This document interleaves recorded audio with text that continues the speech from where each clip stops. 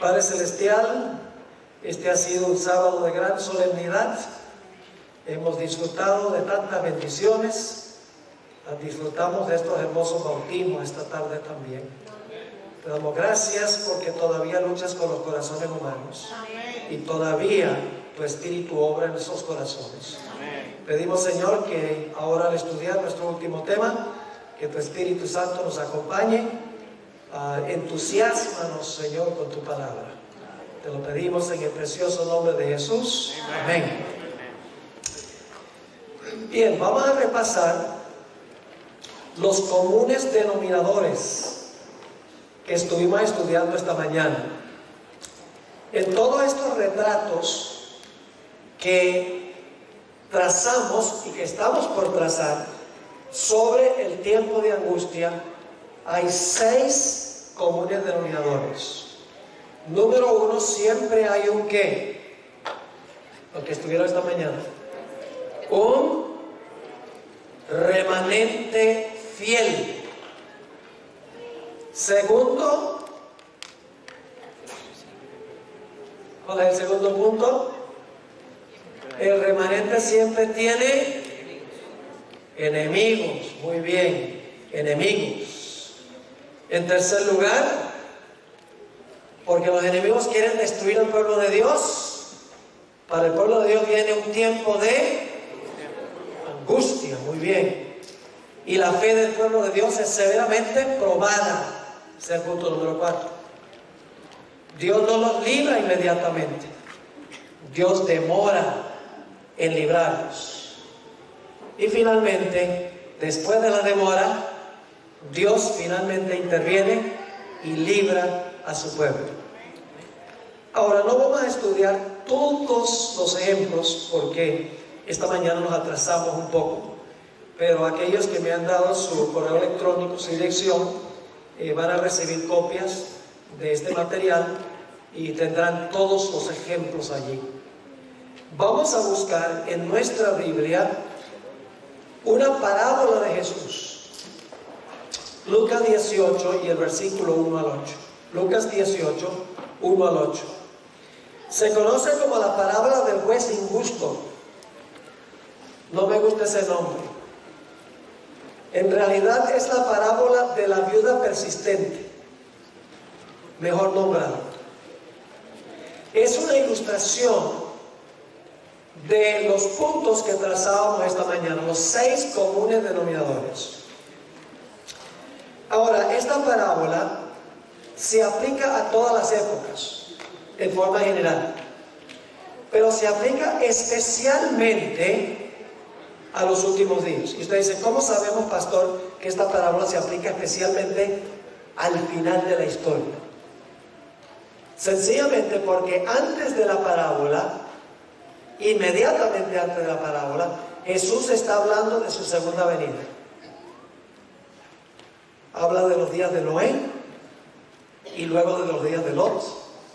Luego viene la parábola y termina la parábola diciendo: cuando venga el Hijo del Hombre, hallará fe en la tierra. Es decir, la parábola se encuentra entre 2 referencias a la segunda venida de Jesús. Se aplica especialmente a ese tiempo. Ahora vamos a analizar esta parábola. Hay varios actores en la parábola. En primer lugar hay un juez.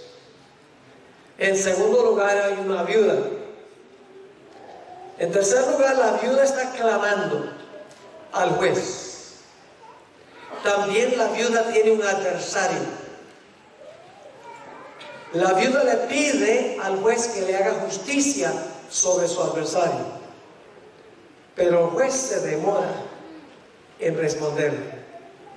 Pero finalmente el juez interviene y le hace justicia. Vamos a leer la parábola e interpretarla a medida que vamos avanzando. Lucas 18 y el versículo 1. También le refirió a Jesús una parábola sobre la necesidad de orar siempre y no desmayar. Esta es la lección central de la parábola. Debemos orar siempre y no rendirnos. no darnos por vencidos. Y ahora va a ilustrar esa lección diciendo: había en una ciudad un juez que ni temía a Dios ni respetaba a hombre. Así que tenemos en primer lugar el juez. Luego dice: había también en aquella ciudad una viuda. Ahora, encontramos en esta parábola que la viuda lo ha perdido todo. El adversario le ha quitado todo. Los que han estudiado esta parábola han concluido que el esposo de esta mujer, cuando estaba vivo, le debía una suma inmensa a un acreedor. Y cuando el esposo murió, el adversario le quitó todo por pagar la deuda que el esposo había dejado. La dejó en la calle, en otras palabras. Una viuda destituida de todo apoyo humano. Ahora fíjense lo que decía la viuda. Dice: la cual venía a él diciendo. Cuando dice venía, no significa que vino una vez y ya. No, vamos a encontrar que venía y venía y venía y venía donde el juez diciendo: hazme justicia sobre mi adversario. Así que dice: la cual venía a él diciendo: hazme justicia de mi adversario. El adversario fue el que le quitó todo, el que la dejó en la calle. Hay una demora en la parábola. Sí. Y él no quiso por algún tiempo. ¿Se rindió la viuda porque no respondió inmediatamente? No, seguía viniendo. Ahora escuchen, él no quiso por algún tiempo.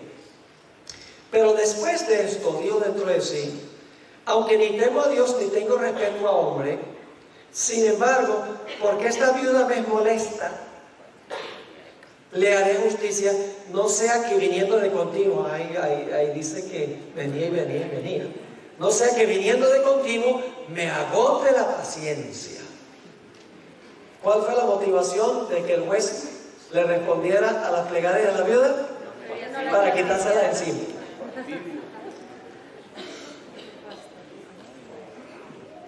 Pero finalmente le hizo ¿qué? Le hizo justicia. Por la razón equivocada, pero después de la demora le hizo justicia. Ahora, ¿qué representa esta parábola? Cada personaje de la parábola simboliza a alguien.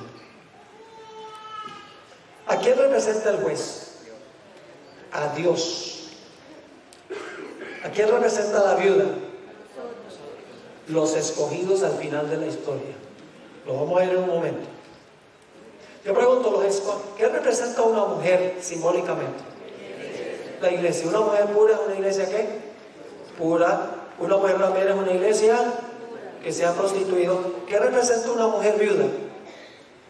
Representa una iglesia que lo ha perdido todo. No, aposta todo. Ha perdido todo apoyo humano. No tiene dónde caerse muerta. Yo pregunto, ¿eso va a pasar con el pueblo de Dios al final de la historia? ¿Los fieles en la iglesia van a perder todo apoyo humano?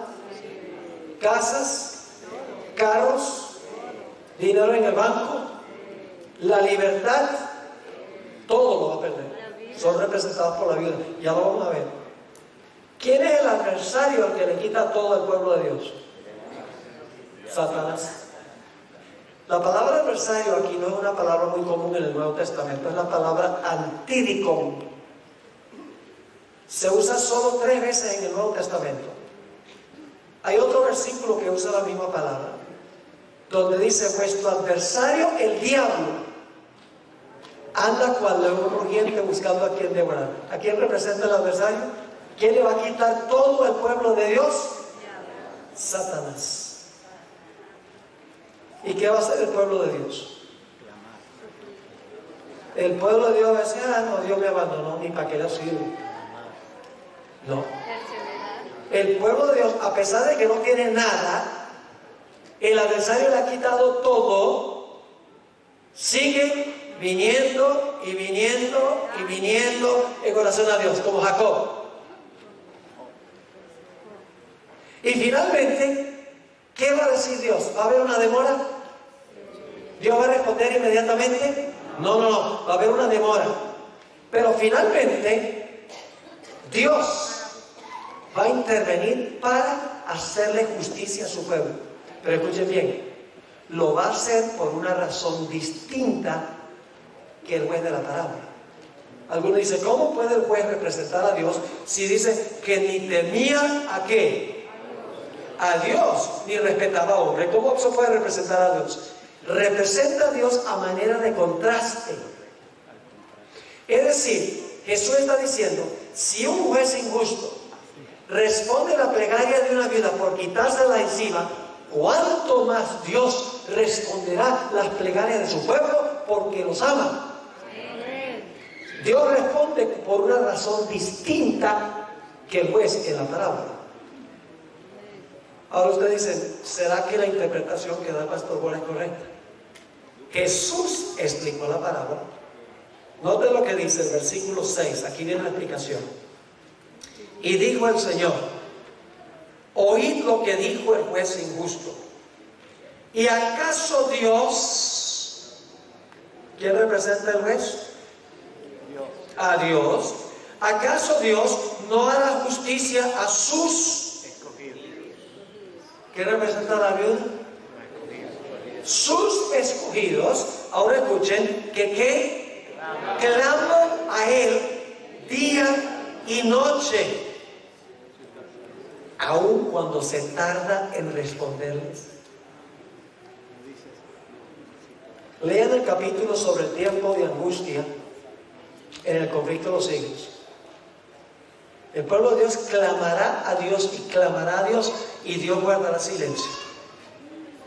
Satanás le habrá quitado todo al pueblo de Dios, pero finalmente Dios intervendrá para liberar a su pueblo. En el versículo 8 dice Jesús, os digo que pronto les hará justicia. Y luego termina con una pregunta. Pero cuando venga el Hijo del Hombre, ve que la parábola se aplica especialmente al final del tiempo de angustia. Cuando venga el Hijo del Hombre, hallará fe en la tierra. Vamos a repasar los comunes denominadores. ¿Hay un remanente en esta parábola? ¿Quién es? La viuda, que todo lo perdió. ¿Hay un enemigo de la viuda? El adversario. ¿La viuda pasa por un tiempo de angustia? Viene y viene y viene. ¿La fe de la viuda es severamente probada? Sí, pero el juez parece ignorarlo. ¿Hay una demora en hacerle justicia a la viuda? Pero después de la demora interviene el juez y le hace justicia. ¿Ven los comunes denominadores? En todas estas historias. Ahora, lo lindo de esto es a donde dice que finalmente Dios intervendrá para librar a su pueblo después del tiempo de angustia. Ahora, los siguientes ejemplos que quiero compartir son los más importantes. Los que hemos estudiado son significativos e importantes, pero ahora queremos ir especialmente al tiempo del fin. Para esto, necesito repasar la cadena profética. Yo acabo de grabar una serie que se llama La Gran Cadena Profética. Está en YouTube, la pueden ver, donde trazo la cadena de las profecías desde Babilonia hasta el fin. La cadena empieza con ¿qué reino? Babilonia, luego Persia, luego Grecia, luego el imperio romano. Luego, ¿qué pasa con el imperio romano? Se divide. Luego, el pueblo pequeño gobierna ¿cuánto tiempo? 1260 años, terminando ¿en qué fecha? 1798. Y ahora fíjense qué interesante. Cuando la bestia recibe su herida mortal en 1798, al mismo tiempo se levanta otra bestia. Pueden leerlo ahí. En el versículo 9 y 10 de Apocalipsis 13 dice que la bestia es herida con la espada. En el siguiente versículo dice, se levanta una bestia de la tierra. ¿Qué representa esa bestia que se levanta de la tierra? Representa a los Estados Unidos. Ustedes pueden ver esta presentación, como les mencioné, en YouTube, y ahí yo compruebo por las características. Y lo interesante es que esta bestia que se levanta de la tierra, tiene dos cuernos como de ¿qué? Como de cordero. ¿Qué representan los dos cuernos como de cordero? Representan libertad civil y libertad religiosa. Separación de iglesia y Estado. La parte religiosa es la iglesia y la parte civil es el Estado. Cuando se separan hay libertad religiosa y civil. Cuando se unen no hay ninguna de las dos. Así que Dios levantó esta nación en cuya constitución se halla garantizada la libertad civil y religiosa. Pero esta es una bestia esquizofrénica. Tiene doble personalidad. Porque dice que aunque tiene dos cuernos como de cordero, profesa defender libertad civil y religiosa, termina hablando como un dragón. Ahora escuchen lo que voy a decir. Esta bestia que se levanta de la tierra, que representa a los Estados Unidos, parece que su destino es ayudarle a la primera bestia a recuperar el poder que perdió cuando recibió la herida mortal. Después leerlo en Apocalipsis 13. A pesar de que tiene estos dos cuernos, libertad civil y religiosa, la descripción que se da es que esta bestia de la tierra va a repudiar lo que representa los dos cuernos y va a hablar como un dragón. Es decir, le va a devolver el poder a la primera bestia, al poder papal. Y ustedes dicen, ¿dónde dice eso? Solo resume. Si ustedes leen Apocalipsis 13, 11 al 18, dicen que esta bestia de la tierra ejerce toda la autoridad de la primera bestia. Dice que todo lo que hace, lo hace en presencia de la primera bestia. Dice que manda a todos a adorar a la primera bestia. Hace una imagen de la primera bestia. Impone la marca de la primera bestia. Es decir, lo que va a hacer esta nación, los Estados Unidos, es que le va a devolver al papado el poder que perdió cuando recibió la herida mortal. Y va a repudiar lo que representan los dos cuernos como de cordero y va a hablar como un dragón. Ahora quiero compartir con ustedes que cuando se fundó los Estados Unidos, se fundó a base de estos dos grandes principios, libertad civil y religiosa. Está en la Constitución de los Estados Unidos, en la primera enmienda a la Constitución, están los dos cuernos como de cordero. La primera enmienda a la Constitución de los Estados Unidos tiene dos cláusulas. La primera cláusula se conoce como la cláusula del establecimiento. La segunda cláusula se conoce como la cláusula de la libre práctica. Y la tercera cláusula garantiza derechos civiles. Ahora yo les voy a leer la primera enmienda a la Constitución de los Estados Unidos. Y ustedes van a ver en un momento por qué les estoy dando este trasfondo. Porque vamos a ver los mismos comunes denominadores. Así reza la primera enmienda a la Constitución de los Estados Unidos. El Congreso no hará ninguna ley con respecto al establecimiento de religión. Esa es la primera cláusula. ¿Qué quiere decir? Que ¿quién redacta las leyes en un país? El Congreso. Es un país que tiene un sistema representativo. El Congreso es el que redacta las leyes. En la primera cláusula dice que el Congreso de los Estados Unidos no puede hacer ninguna ley que establezca religión, que establezca alguna observancia religiosa. La segunda cláusula dice: el Congreso no hará ninguna ley que prohíba la libre práctica de la religión. Es decir, la primera enmienda, las dos cláusulas, la primera prohíbe que el Congreso haga leyes que establezcan alguna observancia religiosa, y la segunda cláusula le prohíbe al Congreso que haga una ley que prohíba que la gente practique su religión. Les voy a dar una ilustración para que puedan entender la diferencia. Nosotros los adventistas creemos que el Congreso de los Estados Unidos algún día va a redactar una ley dominicana y va a mandar que todos guarden el domingo como día de reposo. Yo pregunto, ¿sería esa una violación de la Constitución de los Estados Unidos? Sí. Un bebé entendería eso. Porque es establecer una observancia religiosa que lo prohíbe la primera cláusula de la primera enmienda. Pero no solamente va a ser una ley dominical que obligue a guardar el domingo, sino que va a terminar haciendo una ley que prohíba que usted guarde el sábado. La libre práctica, establecer el domingo es establecer religión. Una ley antisabática es prohibir que usted practique su religión. La primera enmienda le prohíbe al Congreso que haga una ley dominical y una ley antisabática.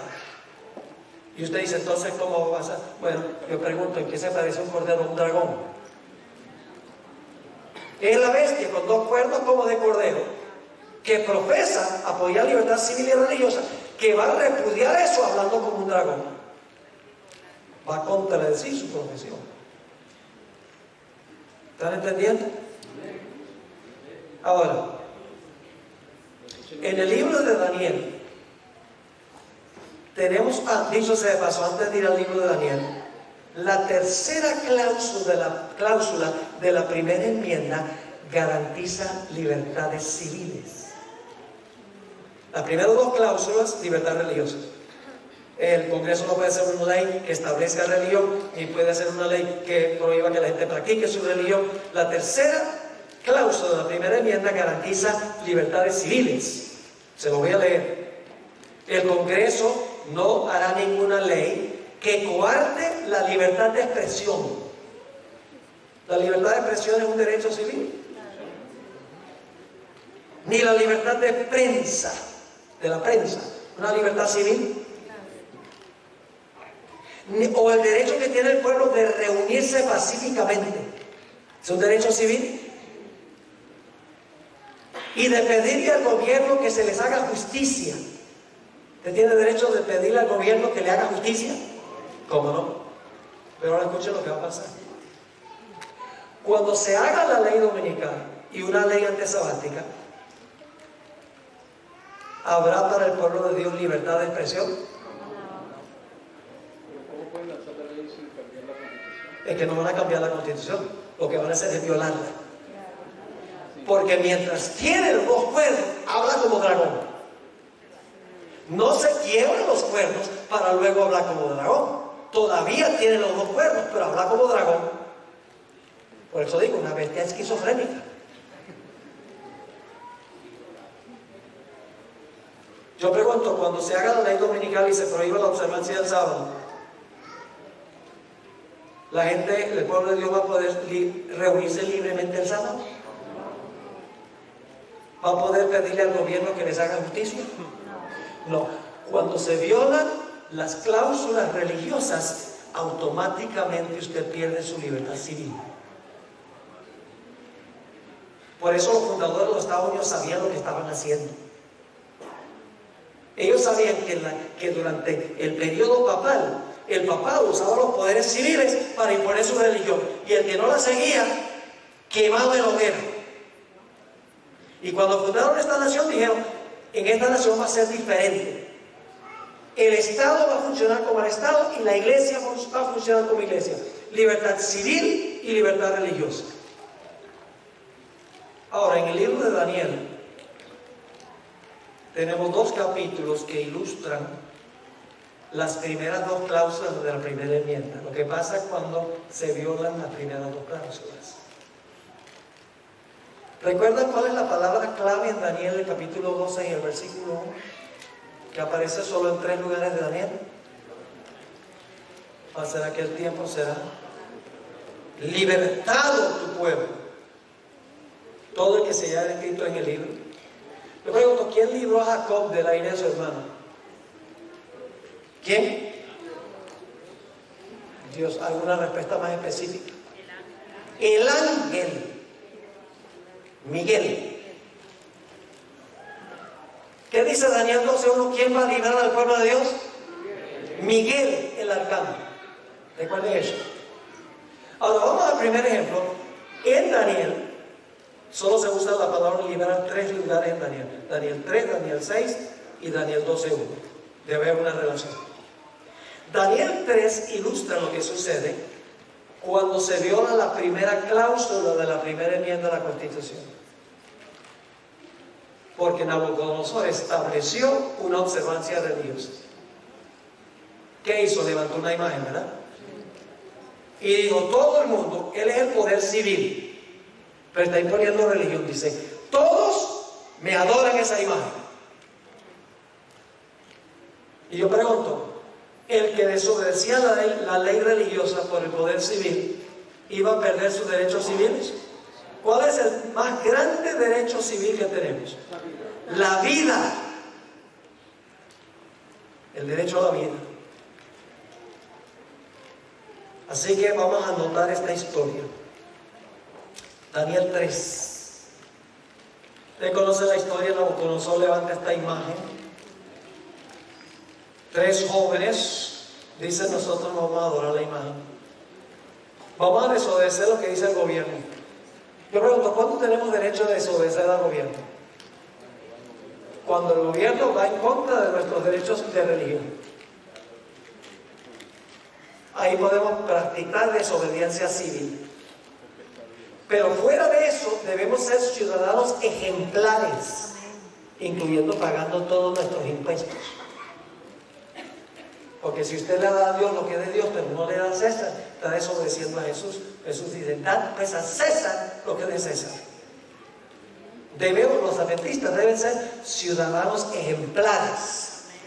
Pero cuando el poder civil se sobrepone a su autoridad y establece una observancia religiosa, ahí el pueblo de Dios tiene que desobedecer, porque es menester obedecer a Dios antes que a los hombres.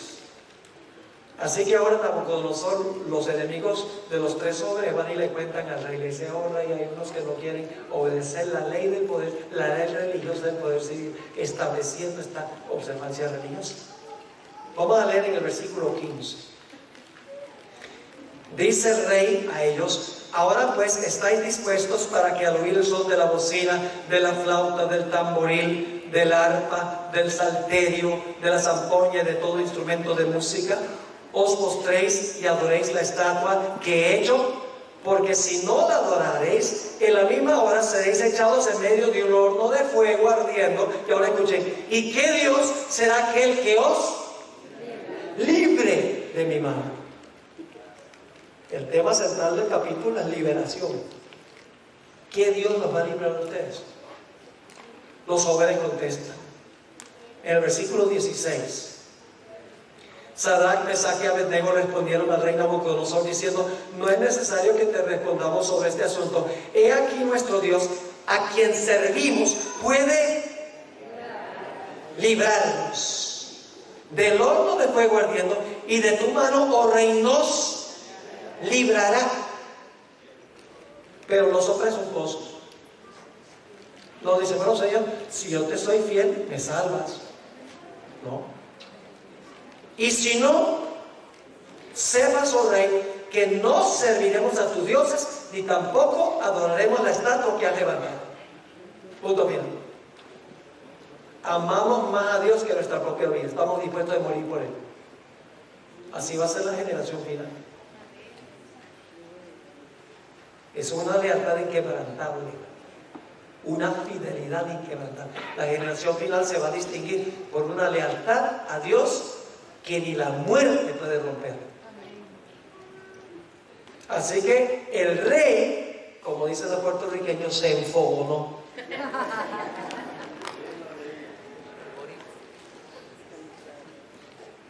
No, el rey no era boricua.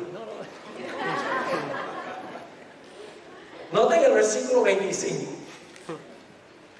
Y él dijo, ahora miren el hombre, ve 4. Dice, he aquí, yo veo 4 varones sueltos que se pasean en medio del fuego sin sufrir ningún daño, y el aspecto del cuarto es semejante, las versiones dicen, al hijo de los dioses. Mala traducción. Es al hijo de Dios. Y claro, la gente pregunta, ¿cómo sabía el rey el aspecto del hijo de Dios? La hermana me dice, porque Daniel y sus amigos le habían contado cómo era el ángel de Jehová. Y él lo entendió, porque ya él había conocido a los jóvenes en el capítulo 1. Así que ¿quién entró al horno para salvarnos? Jesús. Pero ahora viene un detalle muy interesante, no lo pierdan. Versículo 28. Dice en el versículo 28: entonces Nabucodonosor dijo, bendito sea el Dios de ellos, de Sadrach, Mesach y Abednego, que envió su ángel. ¿Ve? Lo libró el hijo de Dios. ¿Pero quién era el hijo de Dios? El ángel. ¿Cuál ángel? Miguel. Esta historia ilustra en miniatura lo que va a pasar al final de la historia, cuando se levante Miguel. Ahora, nota lo que sigue diciendo. Entonces Nabucodonosor dijo, bendito sea el Dios de ellos, de Sadrach, Mesach y Abednego, que envió su ángel y libró a sus siervos que tuvieron fe, que confiaron en él y que no cumplieron el edicto del rey y entregaron sus cuerpos antes que servir y adorar a otro Dios que es su Dios. ¿Qué sucede cuando el poder civil impone religión? Persecución en esta historia. La primera cláusula, la primera enmienda dice que el Congreso no hará ninguna ley que establezca religión. Aquí tenemos un ejemplo de lo que pasa cuando se establece religión. Viene persecución. Ahora, Nabucodonosor, al final de esta historia, hace un decreto. Es un decreto ilegítimo. El rey no entendió lo que Dios estaba tratando de enseñarle. En el versículo 28 y 29 nuevamente dice, entonces Nabucodonosor dijo, bendito sea el Dios de ellos, de Sadrach, Mesach y Abednego, que envió su ángel y libró a sus siervos que confiaron en él y que no cumplieron el edicto del rey y entregaron sus cuerpos antes que servir y adorar a otro Dios que es su Dios. Y ahora da el decreto. Por tanto decreto que todo pueblo, nación o lengua que dijere blasfemia contra el Dios de Sadrach, Mesach y Abednego sea descuartizado y su casa convertida en un muladar, por cuanto no hay Dios que pueda librar como este. Qué historia tan espectacular. ¿Cuál es el pensamiento central? Librar. ¿Sabe que yo encuentro adventistas donde quiera que voy? Donde dicen, ay, ojalá el Señor me ponga el descanso antes del tiempo de angustia.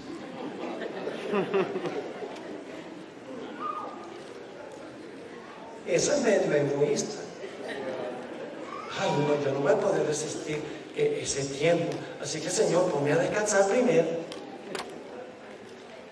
¿Ustedes se imaginan lo que será el privilegio de vindicar la verdad de Dios en medio del peor periodo de la historia del mundo? Pararse por Dios, aun cuando se trate de entregar la vida por el Señor. Testimonio poderoso. No hay Dios que pueda librar como este.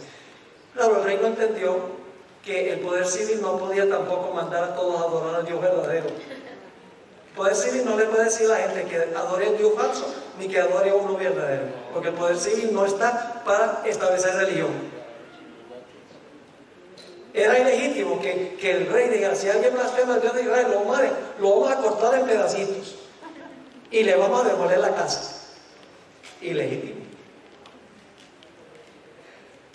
Ahora quiero que notemos la segunda historia. Vaya, dicho sea de paso, ¿están todos los comunes denominadores en esta historia? Sí. ¿Hay un remanente fiel? ¿Tienen enemigos? ¿Pasan por un tiempo de angustia? ¿Su fe severamente probada? ¿Dios se demoró en librarlos? Permitió que pasaran por el horno, pero después de la demora Dios los libró. Ven, todos estos cuadros del tiempo de angustia son paralelos. Ahora, hay otra historia en Daniel que ilustra lo que sucede cuando el poder civil prohíbe que usted practique su religión. La historia de Daniel 6, la segunda cláusula de la primera enmienda. Vamos a Daniel 6 y el versículo 5. Daniel tenía enemigos. No le gustaba Daniel porque era un hombre recto, un hombre leal, fiel al rey. Así que ellos preparan una trama. Dice en el versículo 5: entonces dijeron aquellos hombres: no hallaremos contra este Daniel ocasión alguna para acusarle, si no la hallamos contra él en relación con ¿qué? Con la ley de su Dios. ¿Cuál es el punto de contención? La ley. Y vamos a encontrar que también la adoración. Así que estos hombres, enemigos de Daniel, van al rey y convencen al rey que dé un decreto, una ley que no se podía revocar. Los medo-persas, las leyes no se podían revocar. Noten el versículo 6. Entonces estos gobernadores y sátrapas se juntaron delante del rey y le dijeron así: Rey Darío, vive para siempre. Todos los gobernadores del reino, magistrados, sátrapas, príncipes y capitanes han acordado por consejo que promulgues un decreto real y lo confirmes, que cualquiera que en el espacio de 30 días demande petición de cualquier dios u hombre fuera de ti, oh rey, sea echado en el foso de los leones. Y el rey está diciendo: esta gente sí me quiere a mí. Engañaron al rey. ¿Sabe que este es un tema recurrente que recurre en las historias de la Biblia?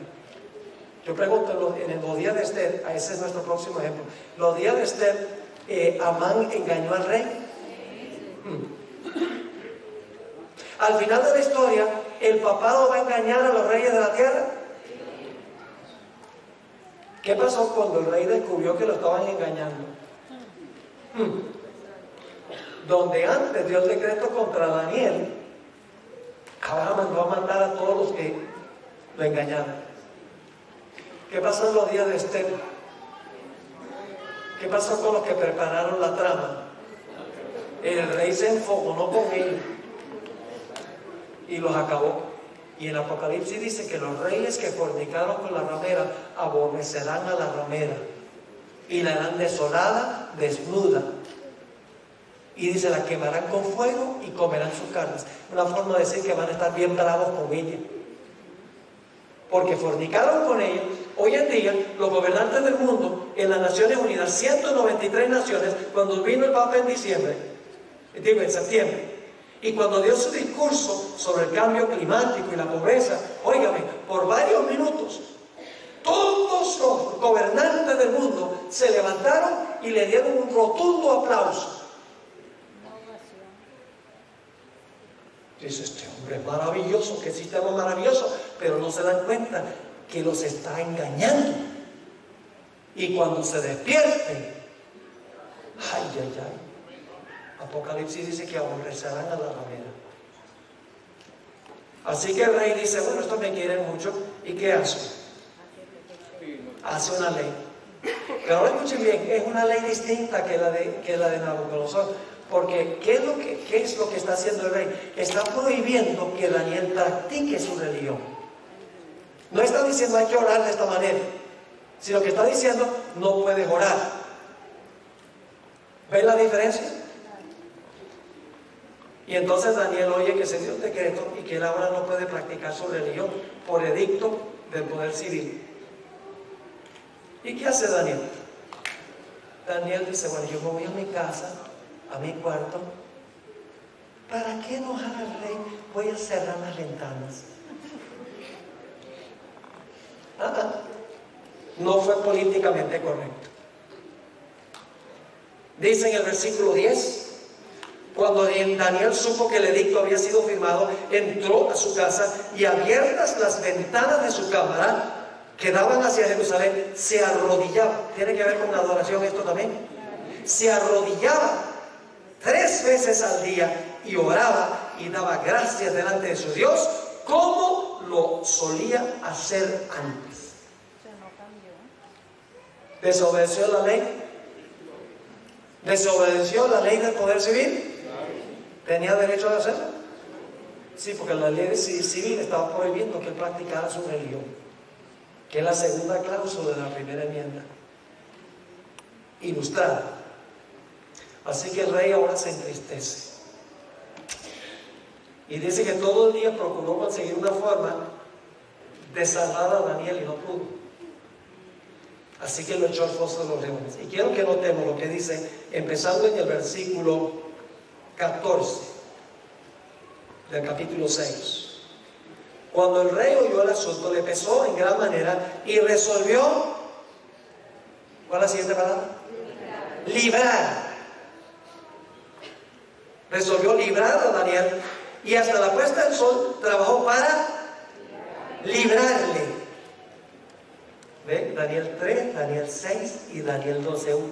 Estas historias ilustran lo que va a pasar en Daniel 12.1.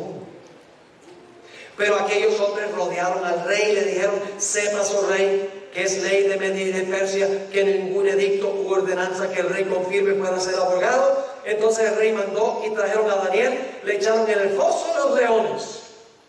Y el rey dijo a Daniel: el Dios tuyo, a quien tú continuamente sirves, Él te libre, porque yo no puedo.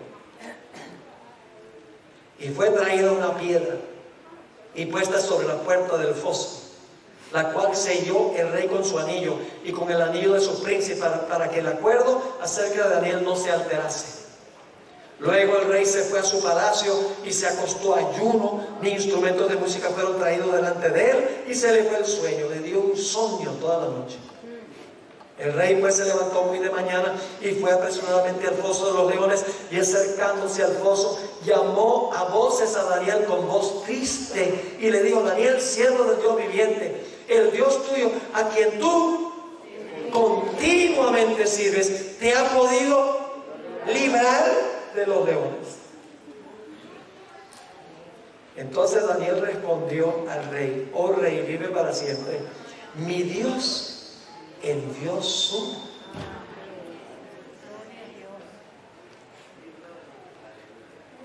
¿Quién libró a Jacob? ¿Quién libró a los 3 jóvenes? ¿Quién libró a Daniel? ¿Quién va a librar al pueblo de Dios al final? El ángel. El ángel de Jehová. Miguel, el arcángel. Cristo Jesús. Dice: envió su ángel, el cual cerró la boca de los leones para que no me hiciesen daño, porque ante él fui hallado inocente, y aún delante de ti, oh rey, yo no he hecho nada malo. Entonces se alegró el rey en gran manera a causa de él, y mandó a sacar a Daniel del foso, y fue Daniel sacado del foso, y ninguna lesión se halló en él. ¿Por qué razón? Porque había confiado en su Dios. Ahora vamos a ver los comunes denominadores. ¿Hay un remanente fiel en esta historia? ¿Tiene enemigos Daniel? Wow. ¿Pasa por un tiempo de angustia? ¿Ustedes no creen que sentarse en un foso de leones toda una noche es un tiempo de angustia? Y algunos podrían saber que no tenían hambre. Que no tenían hambre. El siguiente día se dieron el banquete del siglo. Fue probada la fe de Daniel severamente. ¿Lo libró Dios inmediatamente? No. Permitió que la cosa tomara su curso. Pero finalmente Dios, ¿qué? Lo libró. Ese es el enfoque que debemos tener. Si nosotros somos fieles y leales a Dios, no tenemos que temer nada. podemos reclamar la protección de Dios. Fue librado. Ahora, ¿cuántos más quieren estudiar? Ya son las 8. ¿Un rato más? ¿Qué van a hacer esta noche? Ir a comerse la pizza. ¿Esto no es mejor que pizza? 1000 veces mejor. Vamos rápidamente a la historia de Esther. ¿Sobre qué es la crisis en el libro de Esther? Vamos a Esther 3 y vamos a leer los versículos 1 al 3. Esther 3, 1 al 3. Dice: después de esta cosa, el rey Asuero engrandeció a Amán, hijo de Amadata, Agageo, y lo honró, y puso su silla sobre todos los príncipes que estaban con él. Y todos los siervos del rey que estaban a la puerta del rey, ¿qué hacían? Se arrodillaban y se inclinaban ante Amán. Y la verdad me dice que no era por respeto, era un acto de adoración. Ahora, ¿por qué es que todo el mundo se inclinaba y le rendía homenaje a Amán? Dice, porque así lo había mandado el rey. ¿Ese mandato del rey fue legítimo de que todo el mundo adorara a Amán? No, porque el poder civil no puede imponer una ley de adoración. Eso es establecer religión. Dice, pero Mardoqueo ni se arrodillaba ni se humillaba. Y los siervos del rey que estaban a la puerta preguntaron a Mardoqueo: ¿por qué traspasas el mandamiento del rey? Este es un conflicto entre la ley de Dios y la ley del hombre. Ese va a ser el conflicto final entre la ley de Dios y las leyes de los poderes civiles. ¿Cómo no? Dice la sierva del Señor en Testimonio para la Iglesia, tomo 5, página 425, dice: el edicto persa brotó de la malicia de Amán hacia Mardoqueo, no porque Mardoqueo le hubiese hecho daño, sino porque se negaba a mostrarle la reverencia que pertenece solamente a Dios. Es decir, que inclinarse era un acto de reverencia, no era solo así como hacen los japoneses, una señal de respeto. Así que Amán dice: yo voy a ir al rey y le voy a pedir al rey que dé un decreto contra esta gente, pero no le voy a decir quiénes son, porque sabía que la reina era judía. Así que dice en el capítulo 3 y el versículo 8 y 9, Amán va ante el rey y dice, y dijo Amán al rey Asuero: hay un pueblo esparcido y distribuido entre los pueblos en todas las provincias de tu reino. Y luego, ¿qué dice usted? Sus leyes son diferentes a las de todo pueblo y no guardan las leyes del rey. ¿Cuál ley era que estaban desobedeciendo? La ley de adoración que había dado el rey. No obedecen las leyes del rey. Y al rey nada le beneficia dejarlo vivir. Si place al rey, decrete que sean destruidos. Y yo pesaré 10,000 talentos de plata a los que manejan la hacienda para que sean traídos a los tesoros del rey. Un decreto de muerte. Porque no se obedecía la ley de adoración que había dado el rey. Ahora yo pregunto, ¿en esta historia hay un remanente fiel? Mardoqueo. ¿El remanente tiene enemigos? ¿Pasa el pueblo por un tiempo de angustia? Noten Esther 4, 1 al 3 y van a ver el tiempo de angustia. 4, 1 al 3. Luego que supo Mardoqueo todo lo que se había hecho, rasgó sus vestidos, se vistió de cilicio y de ceniza y se fue por la ciudad clamando con grande y amargo clamor, y vino hasta donde la puerta del rey, pues no era lícito pasar adentro de la puerta del rey con vestidos de cilicio, y en cada provincia y lugar donde el mandamiento del rey, su decreto llegaba, tenían los judíos gran luto, ayuno, lloro y lamentación.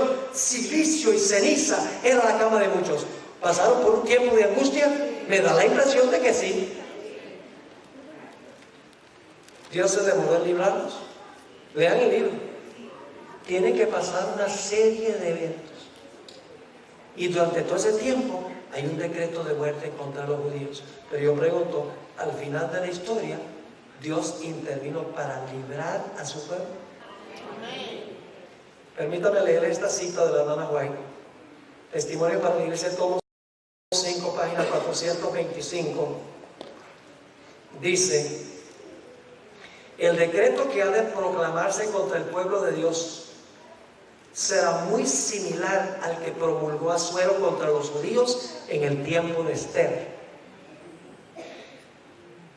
Es decir, es una historia simbólica del tiempo del fin.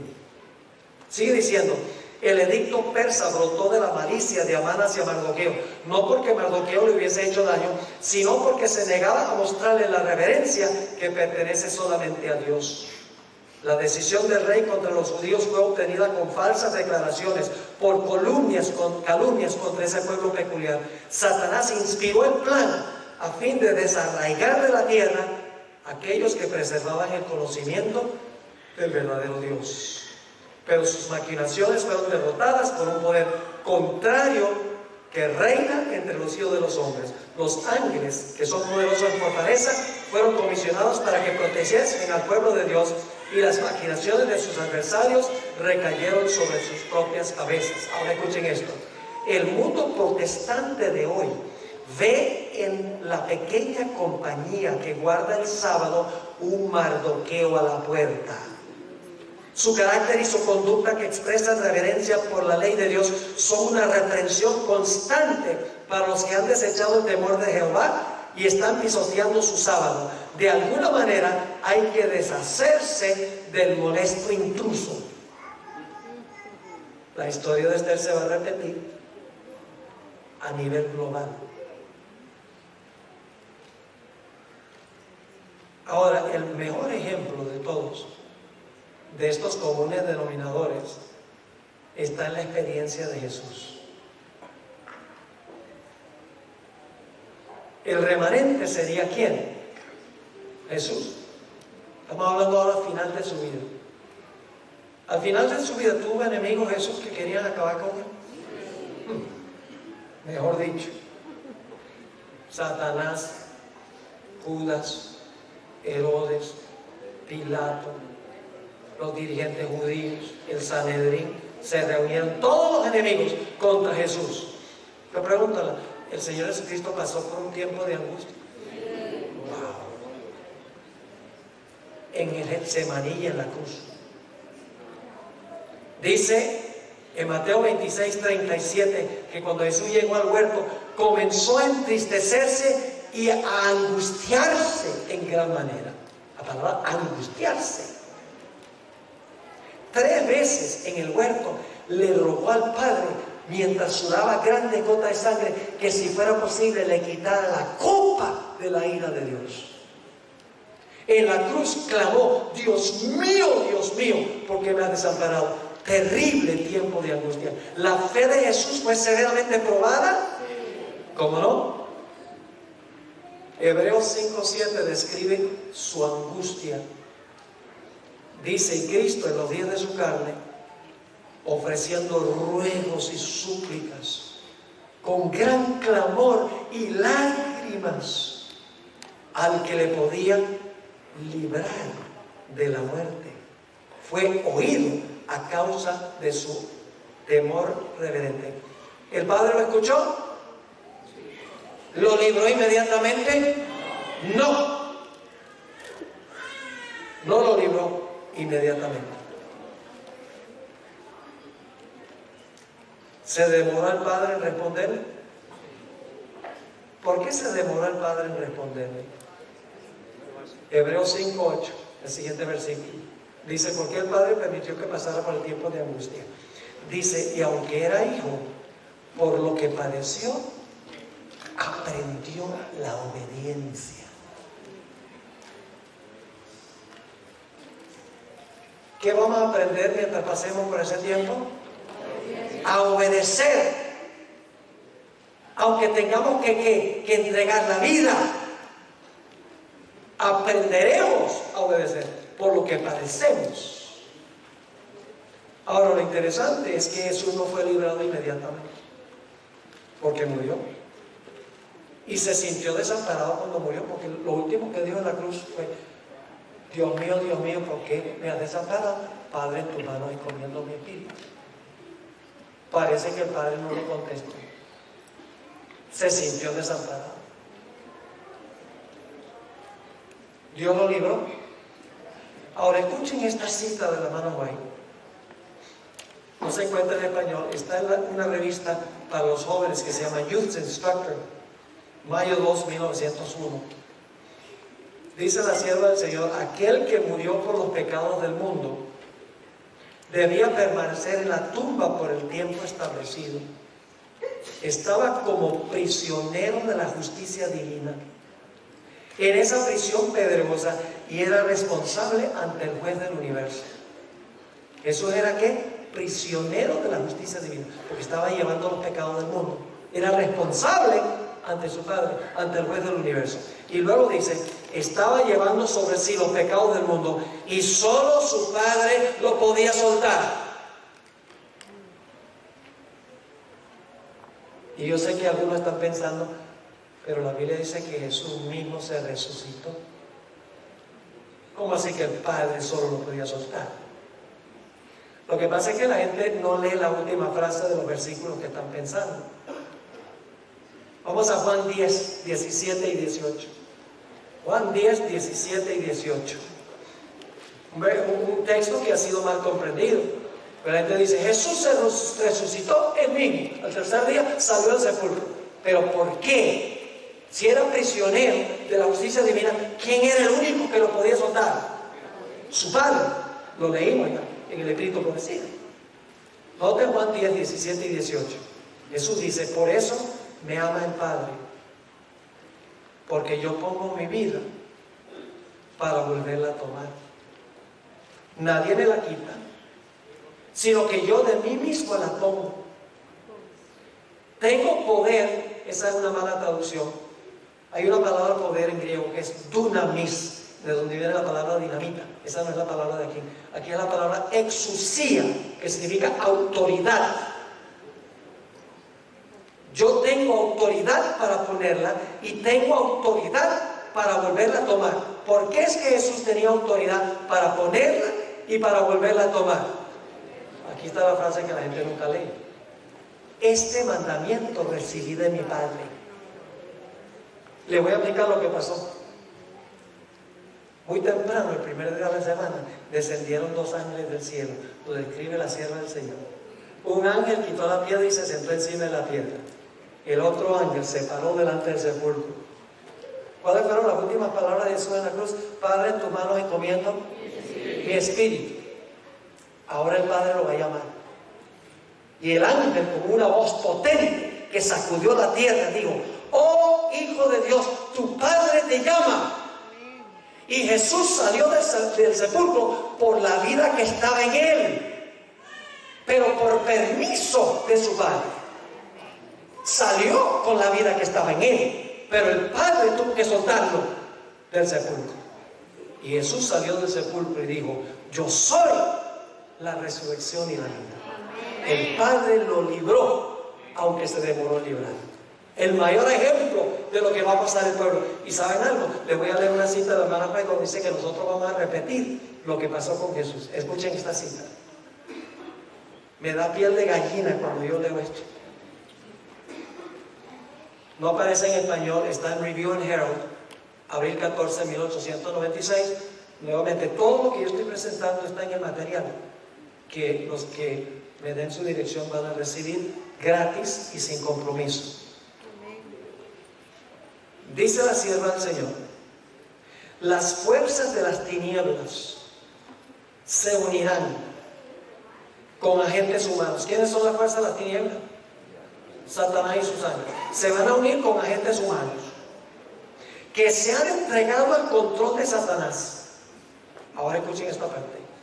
Y se revivirán las mismas escenas que ocurrieron cuando Jesús fue juzgado, rechazado y crucificado. ¿Captaron lo que está diciendo? Luego dice esto: al entregarse a las influencias satánicas, los hombres se transformarán en demonios. Y aquellos que fueron creados a imagen de Dios, los que fueron formados para honrar y glorificar a su Creador, se convertirán en habitación de dragones. Y Satanás verá en una raza apóstata su obra maestra de maldad, seres humanos que reflejan su propia imagen. El pueblo de Dios reflejará perfectamente el carácter de Jesús, y los impíos reflejarán perfectamente el carácter de Satanás. Por eso se va a repetir esta historia. Entonces, ¿qué tenemos que hacer nosotros? Lo que hacía Jesús. Tenemos que formar esa relación íntima con Jesús a través de la oración, el estudio de la palabra y trabajar por Jesús. Es lo que hacía Jesús. Por eso tenía una relación estrecha con su Padre. Ahora vamos a nuestro último ejemplo. La historia de Job. Y he dejado esto de último con un propósito muy especial. Les voy a contar la historia. Abuelo de pájaro. Un día vienen los hijos de Dios a presentarse delante de Jehová. Y entre ellos aparece ¿quién? Satanás. Y Dios le dice a Satanás: ¿de dónde vienes? Dice: de rodear la tierra y andar por ella. Es decir, vengo de supervisar mi territorio.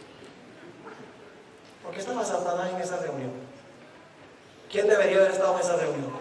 Adán, el padre y representante de la raza humana. Pero cuando Satanás lo conquistó, le ganó, le quitó el puesto. Y por lo tanto, él fue representando este mundo.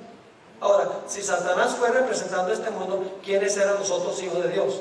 Pues también tenían que ir representando mundos.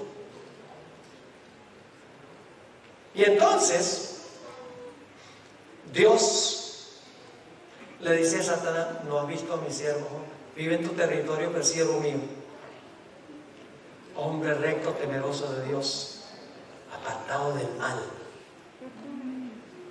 ¿Quiénes están escuchando la conversación?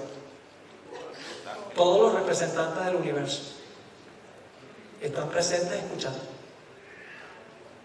Y Satanás dice a Dios: claro que sí, claro que te fiel, porque es por los panes y los peces. Tú lo has cercado, lo proteges, lo has prosperado y no me has dejado tocarlo. Te sirve por interés. Pero si tú me permitieras quitar lo que tiene, te blasfemaría en tu rostro. ¿Quiénes están escuchando? Todos los representantes del universo. ¿Qué hubiera sucedido si Dios dice: no le hagan caso, es un mentiroso? Los seres celestiales hubieran pensado: bueno, ¿y a qué le tiene miedo Dios? De verdad que lo ha acercado y lo ha prosperado y lo sirve por eso. ¿Quién sabe si tenga razón? Así que Dios dice, en presencia de todo, dice: sí, quítale todo y verás que permanecerá fiel. ¿Recuerdan la historia de la viuda? Así que Satanás sale, le quita todo lo que tiene, todos los hijos, todas las propiedades, todas las bestias, todos los siervos. Quedan en la calle. El adversario se va a quitar. ¿Y qué dice Job? Jehová dio. Solo lo que dijo tenía 50% de verdad, porque Dios dio, pero el diablo le quitó. Pero él no entendía.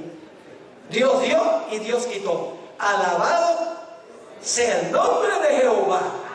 ¡Ah! Y el jurado celestial dice: Dios tenía razón. Job sirve a Dios no por interés, sino porque ama a Dios. Aun cuando pierde todo, es leal a Dios. Aleluya, están cantando en el cielo. Viene otro día, se aparecen otra vez los hijos de Dios, y entre ellos Satanás. Dios le dice a Satanás: ¿de dónde viene? De rodear la tierra y de andar por ella. Y Dios dice con un orgullo sano, dice: ¿no ha visto mi siervo Dios? Mi siervo, que aunque me incitaste contra él, aún conserva su integridad.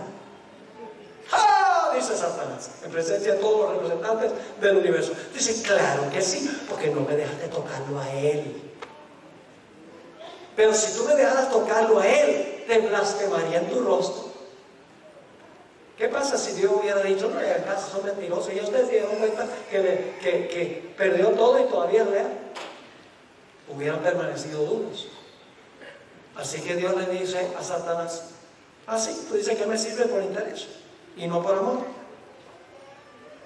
Haz lo que tú quieras con él, solo que no le quite la vida. Pues si le quita la vida, la prueba se acabó.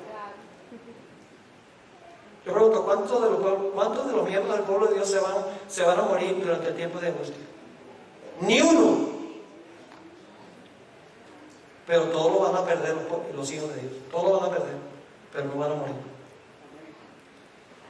Así que Satanás sabe y busca en su laboratorio la peor enfermedad que podía conseguir. Dice que le dio una sarna maligna desde la punta de la cabeza hasta la planta del pie. Y era tan terrible que tenía que rascarse con una teja, desfigurándose el cuerpo. Y Job dice que no pecó contra Dios, conservó su integridad. Pero ahora ha perdido sus posesiones, ha perdido sus hijos, ha perdido sus siervos, ha perdido sus bestias, ha perdido su salud.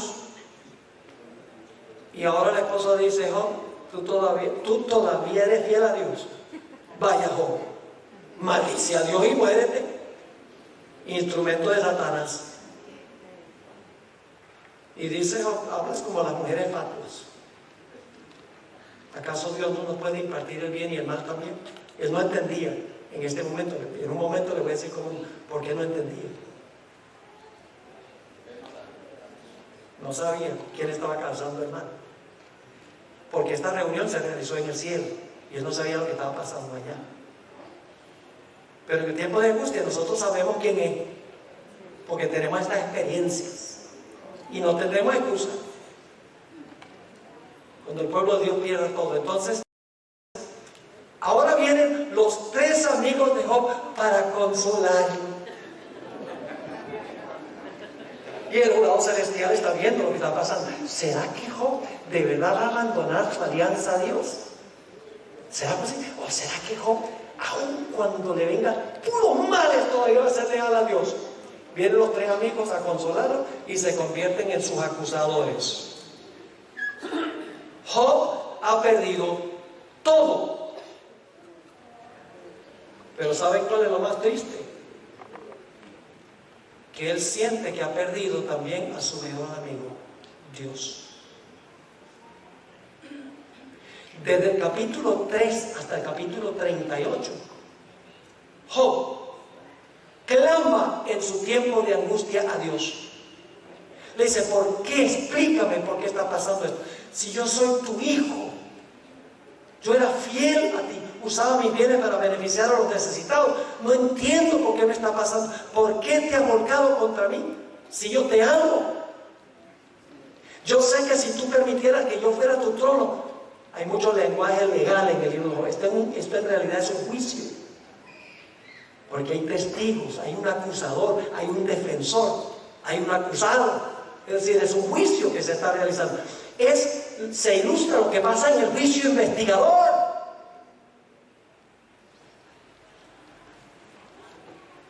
Y la respuesta de Dios a Job, un rotundo silencio. La demora. ¿Pero Job se rinde? No, sigue viniendo y aunque me matare, aún en él confiaré. Yo sé que mi Redentor vive. Yo sé que cuando pase por el horno saldré como oro. Una experiencia ambivalente. Confío, pero ¿por qué me has desamparado? Y si ustedes quieren que eso es pecado, entonces Jesús fue pecador.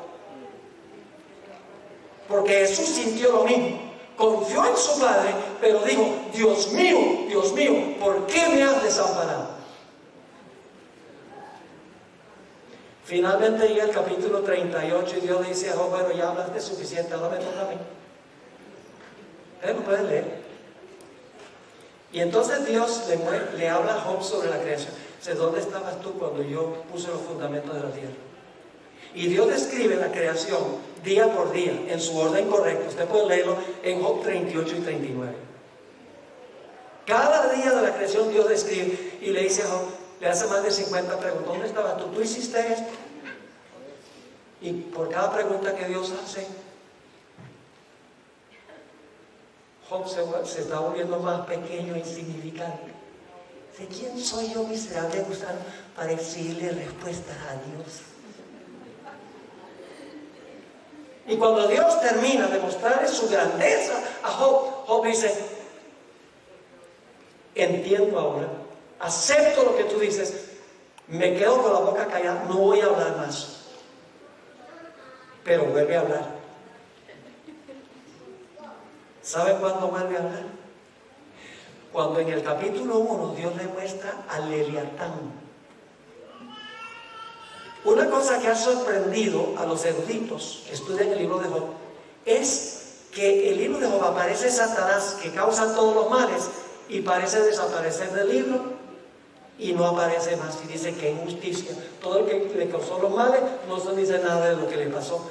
Sí aparece al final del libro. Al principio se llama Satán, pero al final se llama Leviatán. Y en el capítulo 41 Dios describe a Leviatán.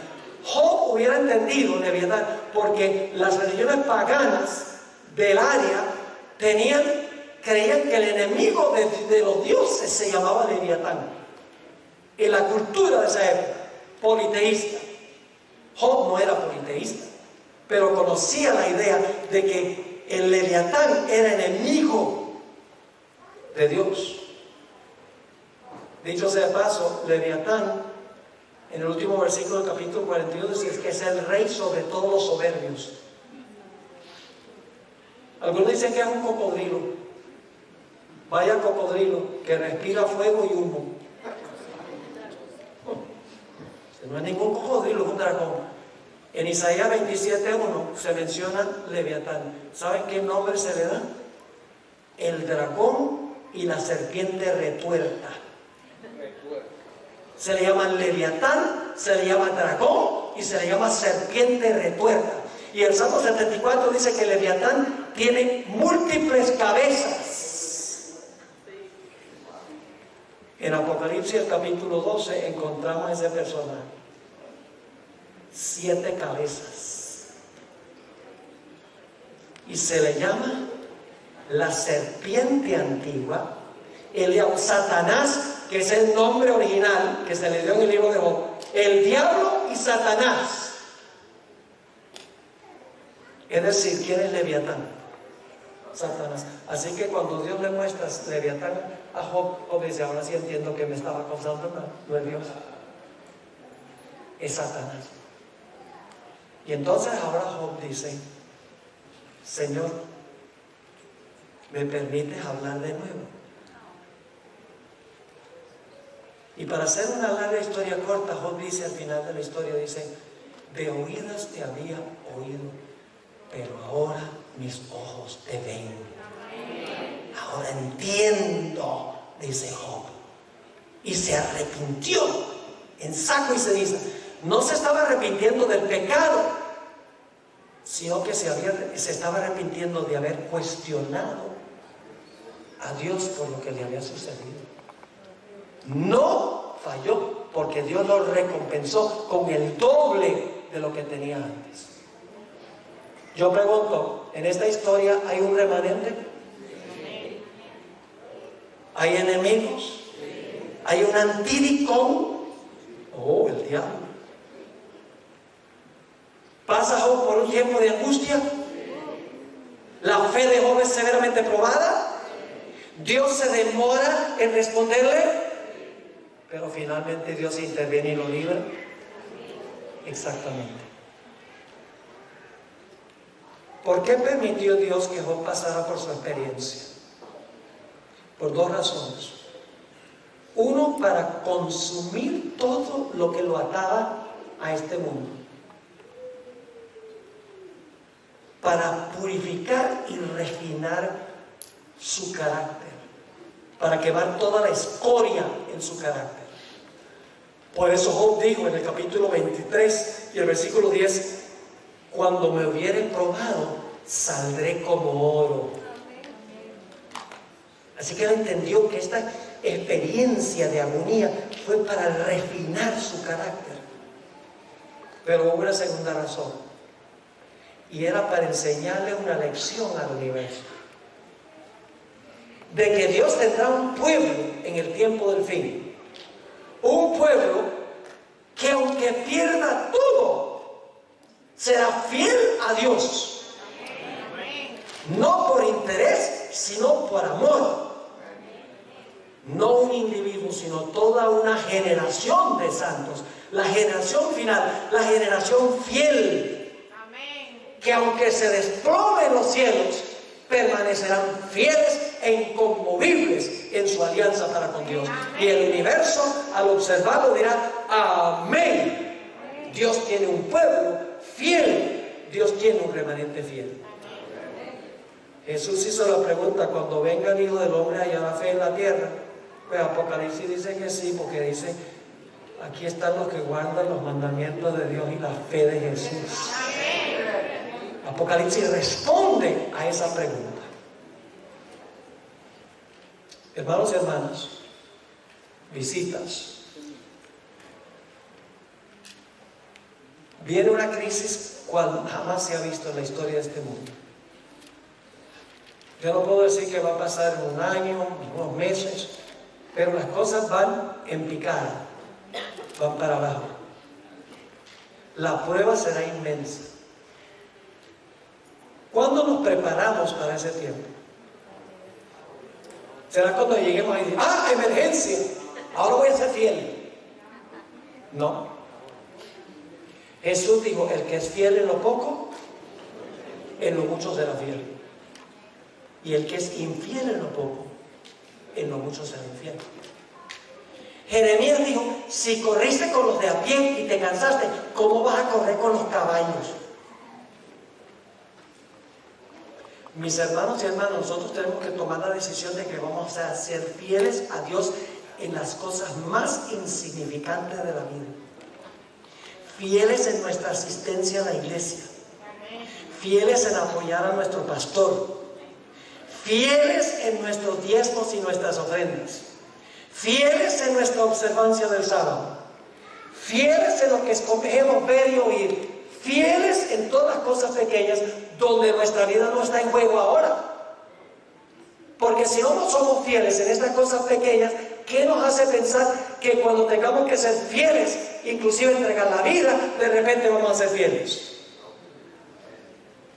Ojalá que nuestro estudio aquí no sea un estudio en vano. Yo no estoy aquí por pasear. Donde yo voy, hermanos y hermanas, porque siento esta carga de que la iglesia está durmiendo. La iglesia se ha extraviado de la razón de su existencia. Y tenemos que recuperar el rumbo. Tenemos que saber que estamos viviendo en los últimos días. Hay que proclamar los mensajes de los 3 ángeles. Hay que desarrollar ese carácter que va a pasar victoriosamente por ese tiempo. Tenemos que ponernos serios con el Señor. Esa es mi carga. Que seamos esa clase de gente. ¿Ustedes quieren ser esa clase de gente? ¿Quieren ponerse de pie? Yo voy a tener una oración. Gloria a Dios. No nos vayamos y por 2 días estamos todos animados y luego volvemos a lo mismo. No. Vamos con disciplina, temprano en la mañana, a meternos en la Biblia y a orar al Señor. Y cuando tengamos la oportunidad, a hablarle a otros sobre el maravilloso Dios que nosotros tenemos. Vamos a eso. Vamos a ganar victorias increíbles en nuestra vida. Oremos. Padre, gracias te damos por estas historias. Sabemos que después de la tormenta viene la calma, pero tenemos que pasar por la tormenta. Te doy gracias, Señor, por el privilegio de haber estado aquí. y también por el privilegio de hablarle a muchas personas a través del internet. Te ruego, Señor, que tú bendigas a todas las iglesias representadas en este local. Amén. Todos los que escuchan por el internet, sean adventistas o no adventistas. Te ruego, Señor, que nos ayudes en este mismo momento a tomar la decisión de que vamos a hacer una entrega sin reservas a Jesús. Amén. Aunque nos cueste la vida. Amén. Gracias, Padre, por cumplir tu promesa con nosotros.